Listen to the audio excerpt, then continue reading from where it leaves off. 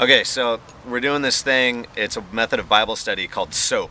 And it's where you read some scripture, then you observe what it's talking about, then you apply it to your life, and then you pray about it. And so, since writing is sometimes difficult, I figured I'd make videos instead. And I challenged my buddy David to do the same thing.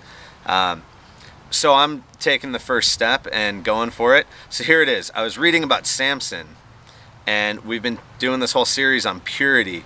And I'd never really thought about the story of Samson like this, but it totally applies. Because you have this guy who's committed to the Lord, and it says that even from birth, right here, if you can see, I don't know if you can see that, but it says, "Now see to it that you drink no wine or other fermented drink, and that you do not eat anything unclean, because you will conceive and give birth to a son.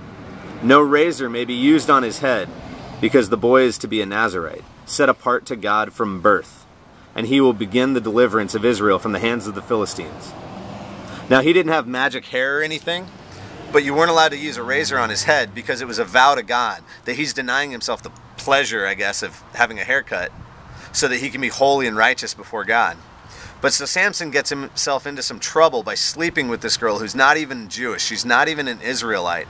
And the problem with that is that she worships other gods. She doesn't have the same moral standards.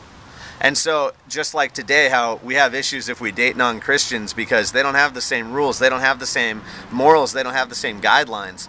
And it can get really hairy for us and lead us into some bad stuff. Well, Samson starts sleeping with this girl. She's not his wife, he's just sleeping with her. And her friends convince her to turn him over to them. And so she's like, well, he's too strong, so Samson, how do I stop your strength? And so first he totally lies to her, and he's like, well, if you give an untested bowstring that's never been dried, that will sap all my strength. And so she does it to him. Now, me personally, I would like to think that if the chick I'm sleeping with, already in the midst of sin, I might turn away from it at that point, because obviously it's a bad idea. She's not a cool chick. She hates him. She tried to get him killed. But so she ties him up with the bowstring. He snaps out of it and beats up all the Philistines that tried to take him down. So then she tells him, "Why'd you lie to me? If you really loved me, you would tell me the truth." And so he tries her again, and he lies to her again, but he tells her, okay, fresh rope that's never been used, that can hold me down. And so she tries it again, and she goes, "Samson, the Philistines are upon you." And they come and they attack him, and he breaks free of the rope, and he kills everybody. And then she cries to him again, "Why are you making a fool of me?" Now here's the thing. If somebody ever says to you, "If you loved me, you would do this for me," they're an idiot. They don't love you, and you shouldn't be loving them, because that's a really damaging and unhealthy relationship. But so Samson's all wrapped up in the lust of, hey, I want to keep sleeping with this girl. He's lost his purity. He's lost his devotion to God. The not cutting his hair was a symbol of his devotion and purity before the Lord, that he hasn't defiled himself with worldly interests, that his life has been completely dedicated to God. And he's starting to slip. So again, she asks him for a way to do this. And he says if she ties up if she ties up his hair in a loom, I can't talk, in a loom, and knits it in with like a rug, then that'll take away his power. And he's getting closer. He's starting to hint at this is where my vow, the last thing I have for my vow to God, this is where it's holding strong. And so she does it, and he breaks free, and he kills everybody again. And so finally, one more time, she tells him, "Samson, if you really loved me, you would do this for me. You would tell me." And so he tells her, actually, how to do it. And he says, "Well, if you shaved my head, all my strength would leave me." It's not that his hair was magical, but that represented his commitment to God, and the Spirit of the Lord was powerful on Samson because he was committed to him, because his life was dedicated to serving the Lord.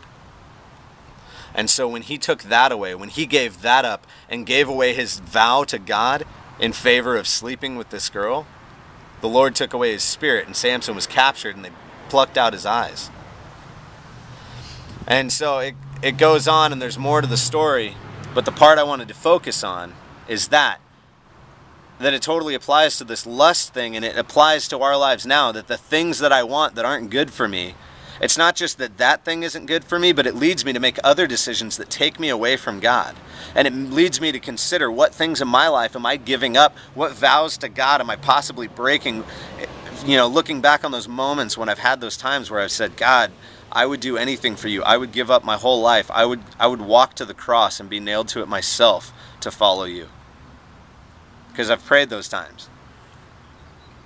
And what am I missing out on in favor of watching TV? Do I really need to watch 4 episodes of CSI because there's a marathon on TNT tonight? Probably not. I want to live for God. I want to be true to those vows. So I'm praying that God would keep me not just tied to the vows, but that He would keep me pure, that He would keep my heart focused on what's righteous and what's good, on what's good for Him, on what His plan is. That I could truly be a disciple of Christ, that I could truly be a follower of Him, and not just at church, and not just moment to moment or when I'm making one of these videos, but in all the times where it doesn't even seem to matter. I'm praying that I can be pure. May you be pure in the name of Christ. Be rad.